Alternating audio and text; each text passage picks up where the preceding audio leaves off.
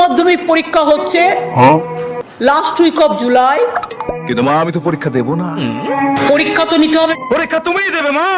মহা মুশকিল ভাই। ডিসক্লেমার। আমরা 3 ঘন্টার পরীক্ষাটা 1.5 ঘন্টা করে দেবো। এ তোমার কেমন খেলা মা? এ তোমার কেমন বিচার? আর জুলাইয়ের লাস্ট উইকে হায়ার সেকেন্ডারি পরীক্ষাটা আমরা করব। আরে জগা, এ সরকারের কি মাথা খারাপ হয়ে গেল নাকি?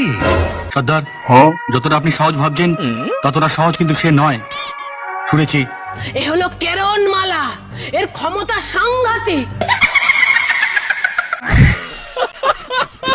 উচ্চ মাধ্যমিক পরীক্ষা হচ্ছে লাস্ট উইক অফ জুলাই। কিন্তু মা আমি তো পরীক্ষা দেব না। পরীক্ষা তো নিতে হবে। পরীক্ষা তুমিই দেবে মা। বললেও আমি করব না। আমরা 3 ঘন্টার পরীক্ষাটা 1.5 ঘন্টা করে দেবো। এ তোমার কেমন খেলা মা? এ তোমার কেমন বিচার? আমরাই প্রথম মনে হয় ভারতবর্ষে পরীক্ষার ডেট ডিক্লেয়ার করলাম। কিন্তু মা আমি তো পরীক্ষা দেব না। আমায় পরীক্ষা করছো মা? এগুলো আমরা ভেবেছি তার কারণ ছাত্রছাত্রীরা যে স্কুলে পড়ে সেই স্কুলে সিট পড়লে তাদের পক্ষে সুবিধা হয়। এ অপরাধ তোমার মা। এর উত্তর তুমিই দেবে। ভুল করবেন না, গুলিয়ে ফেলবেন না দয়া করে।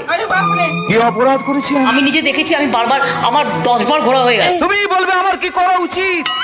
নো, বলো মা। আমি কি বলবো সে আপনাকে আমি আগে কি করে বলি? বলো মা, বলো। না, কি করবো আমি? আগে কেউ প্রবলেম করলে ফার্স্ট তাকে ধরবে, ধরে যা যা অ্যাকশন নেবে তারপর আমাকে বলবে। বাহ বাহ, সুন্দর সুন্দর, ওয়ান্ডারফুল। ম্যাডাম আমি আপনাকে যত দেখছি তত অবাক হয়ে যাচ্ছে। আমি জানি চশমাটা ছাড়া আপনার খুব অসুবিধা হচ্ছে, কিন্তু আমি নিরুপায়। আগের বারে যে বড় বড় ভাষণ দিল কি হলো?